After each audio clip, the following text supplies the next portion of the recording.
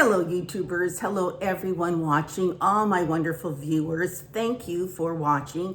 Thank you for subscribing. Thank you for commenting so we can get to know one another better.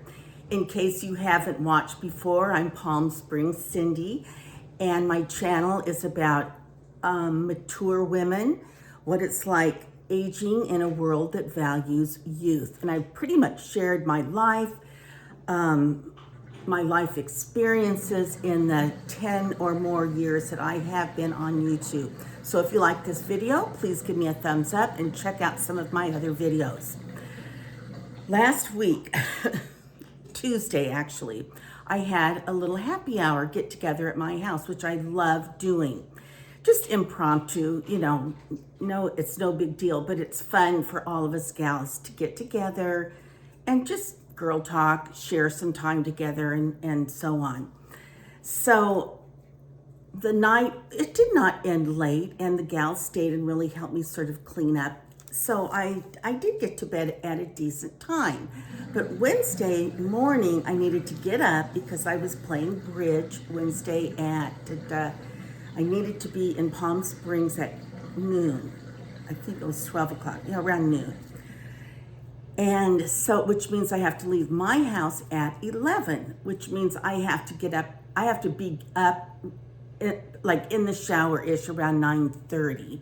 So I set my alarm, I was, set it in plenty of time, and no matter what time I set my alarm, no matter what time I wake up, this always seems to happen on my way out the door.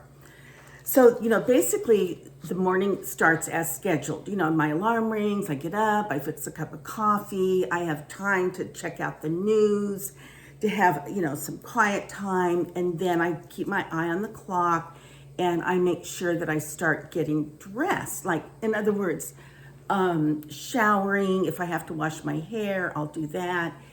If, getting my makeup on, getting my hot curlers in my hair, figuring out what I'm going to wear, all of that goes into that hour and a half, I'll say. So, so that's exactly what I do. I shower, get my makeup on and all that. So then here's what this video topic is about. And I'm anxious to know if you guys can relate at all. I've written this down so I wouldn't forget.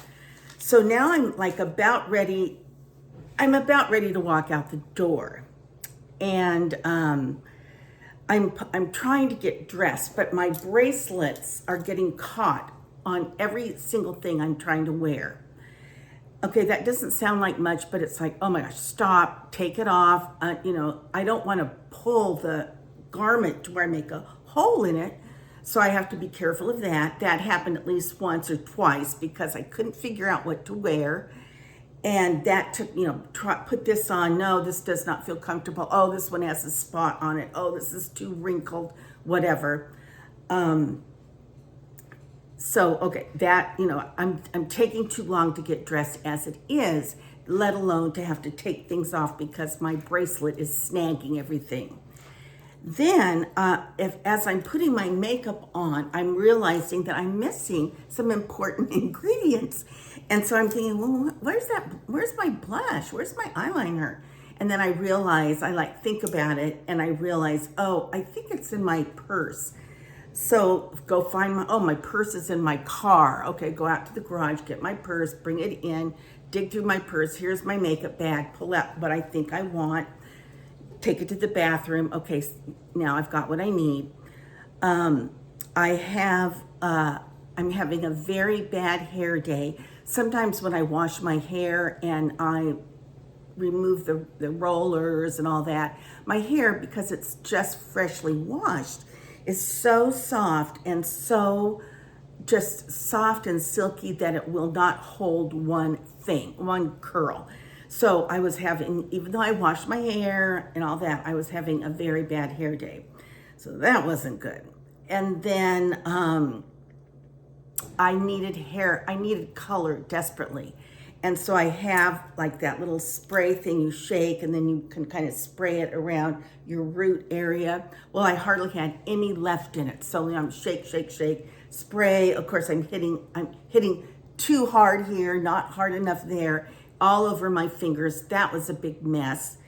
Then, okay, I go to put, I'm getting ready. I'm practically ready to go out the door. I put my earrings in. I can't find the backs to my earrings. And then I have a little stash of backs. I buy just the backs from Amazon. So I get those out and I pull some out. And, well, sometimes they fit. 99% of the time they fit the back of my earrings, but once in a while I find one that is kinked or something will not fit the back of my earring post. So of course the first two I picked wouldn't do that. So okay, that took time digging through that, trying to find an earring post. Okay, oh, forget these earrings. I'll find another pair. I'm finally dressed. My makeup is on. I've got my hair done. Of course, do I have hairspray? No, I have like one drop of hairspray left. And it's not even in my bathroom. It's the one in my purse. So, dig in my, I think I have a little purse one. So find the one in my purse, puts a little bit of hairspray on. So then I get in my car and my car will not start. Oh my gosh. So I'm like, what is going on? And my navigation screen says that it cannot identify my car key. So I'm thinking, well, obviously I have my car key because I drove home. It's in the garage, so my car key is in my car somewhere. So, all right, now keep in mind, I'm getting late. So I get out of my car. I put my seats back. I get down, putting my head underneath the seats. Where is my car key? Because it must have fallen under the seat and it's just far enough away that my car won't read it and it will not start. So I went throughout my entire car. I could not find my car key. I looked in the trunk. I looked around. It has to be here somewhere because otherwise I could not have driven home. I thought, well, okay, what purse did I bring? Did I wear a jacket that had a pocket? Where could my car key be? Well, I don't know. I looked. And then I looked in the golf cart. I pulled out my Levi jackets, was not in there. I looked in the last two handbags I had worn. I knew it was not going to be in there. I looked in my junk drawer. So lo and behold, I did have another car key. I did not think I did, but I did. So I got that car key and I was able to get in my car and start my car. By this time, I am so flustered. I am so perturbed. I'm thinking I had plenty of time to get ready. And everybody always makes fun of me because I'm late to this particular bridge group. And I feel terrible, but it's not for my lack of trying. So, okay, finally get in my car. Then my garage door starts freaking out. So I pull out, I click my garage door, and my garage door goes halfway down, then back up. Click it again, halfway down, back up. Okay, we go through a series of that. Oh my gosh, by this time, I think, should I text them and tell them because it's gonna take me an hour to get there. Should I just say I can't make it? I don't know. So anyway, I somehow got out of my car. I went in the garage. I pulled the garage door string. I coddled it. Somehow I got it to close all the way. Then I had to go outside and through the gate to get back into my car. Waited for a while because I thought, I don't want it to kick back up and go up, which it has been known to do. And then I was gone and I didn't know my garage door was up. Okay, finally I'm on the road and I get on the freeway because to get to where we were playing bridge last Wednesday, I needed to take the freeway. So I don't like driving freeways because they're just everybody's zipping along, going so fast, and there are so many huge trucks. So, okay, I'm on the freeway, and when I came home from my sister's house not too long ago, I thought a rock hit my windshield because there was this big crunch. Well, it didn't hit my windshield because I would have seen it and it would have broken my windshield. So I thought, well, I don't know what that was. Well, I'll tell you what it was. Something hit my ceiling to my car and put a big dent in it. So I'm thinking a rock or something flew off of a big truck and hit my car. I don't know, but it's big damage. It's big damage. And actually, Eric was the one that noticed it. And Eric is the owner of car body shops, and so he knows like what it takes to fix a car. He goes, "Oh, this is going to be a big deal." Thanks a lot. So, well, I can't see it because it's up on my roof. So, okay, so then I am on the freeway. I'm driving. And I usually pick a lane, usually the second to the slowest lane, and I just stay in that lane. And I don't care who's in front of me and who's by me. I just stay in that lane, and I'm driving at a comfortable speed. And well, anyway, there were so many trucks on the road while I was driving. One of the trucks directly in front of me and to the lane was a wood pallet truck. So that truck was stacks and stacks and stacks of these wood pallets. Sure as shooting, a wood pallet flies off, flies in the air, splits in like 3 different pieces, and then here comes a piece heading at my car. This is all happening in a nanosecond. So and luckily the biggest piece that would have hit my car split again, evidently, and it went behind me. It did not hit my car. I don't think it hit anybody because there was nobody really behind me. But that just freaked me out. So that son of a gun, because you know how you can get behind a big truck that might have gravel, and then you feel these little pings of rocks or something that are kind of flying off at your car, or maybe there's a big truck full of garlic and then the garlic peels are flying off. Well, anyway, this was a wood pallet truck, and son of a gun, if a big pallet didn't fly off, I was trying to make contact with the truck driver, as I was approaching, because I was like, I'm getting around this guy. I wanted to let the truck driver know, like, are you getting it? Your pallets are flying. Well, a pallet flew off the top of your truck. Oh, forget it. I think they've got, they're listening to the radio or something. I don't know. And also with the big trucks, because they're so big, they the body kind of swerves back like this in between the boundary lines of the lane they're in. And sometimes I'm thinking, are they going to change lanes? Are they going to get in front of me? Anyway, those trucks terrify me. Turn my radio off. I'm like driving like this, and I'm like sitting up. I'm trying to be so careful, so cautious, so defensive. Finally, I get off the freeway. I get off the freeway to my stop. By the time I'm playing bridge, I could not order a glass of wine fast enough. I'm not kidding you guys. I was a nervous wreck. That's the way I am anymore when I'm driving on the freeway. I never have to drive the freeway unless I'm going out of town or I'm driving into Palm Springs. So there.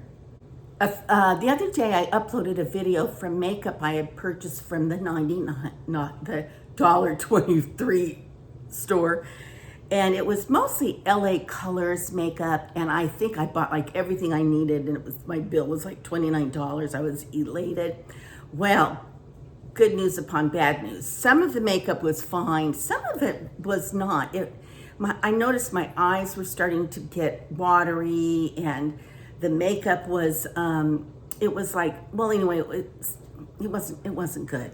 So I just went to Walgreens, and I bought this little gel thing for my eyebrows, and I have it on tonight. So I liked this because my other one was like every time I go to, it would break, and I hate that. You spend too much money on that to break. Then I did use tonight one of these masks. It says leave on for 15 minutes, and I did. It felt so good. It's very spongy and moist. So these were wonderful. And you can buy these like at Walgreens. They're usually in the makeup face lotion aisle. I mean, I'm not being paid to promote this or anything, but I like these because they're like a one treatment, and they're maybe, I think, $2, and I like the idea that I can just put it on, take it off. There's not like a jar of something I have to keep forever, and it's just convenient, and it's not real expensive. Then I colored my hair tonight. I just used one of those root colors, where you just do the roots, like here, around here. I did my eyebrows, and I did right in here, my crown. Then after I rinsed that off, I put one of these on, these hair conditioners. And I left this on for about 20 to 30 minutes and then rinsed it off. And so just to help give my hair, and even I have to say, I need to probably do this 2 or 3 more times because my hair does not feel super moist, nor does it look super shiny. So my hair is very dry, and then even with this extra conditioning tonight, it's still pretty dry, but it's very hot. It's in the 90s here in the desert. Sunshine, blue skies, 90 degrees. Really, it's quite beautiful. And we're getting ready for the music festival Coachella, which I enjoy. Brings a lot of life to the valley. And yes, I can hear the music, but it's very dull. Mostly I hear that bass, that kind of a thing. So, and they have the roads kind of mapped out so that we residents, we get advance notice as to how to get in and out of where we live to avoid all the detours. So it works out to be okay. So we have 2 weeks of Coachella, then a week of, oh gosh, I never remember the name of it, the Western one. And then there's there's like, I think it's called Live Wire, and it's a heavy metal one. But that is coming up, and it's going to be beautiful weather for the people that are coming out to enjoy those music festivals. Okay, Poppy is sound asleep on the couch, and good for her. So I guess that's really all I have for you guys right now. But P.S. I love you, and until our next conversation. Bye-bye.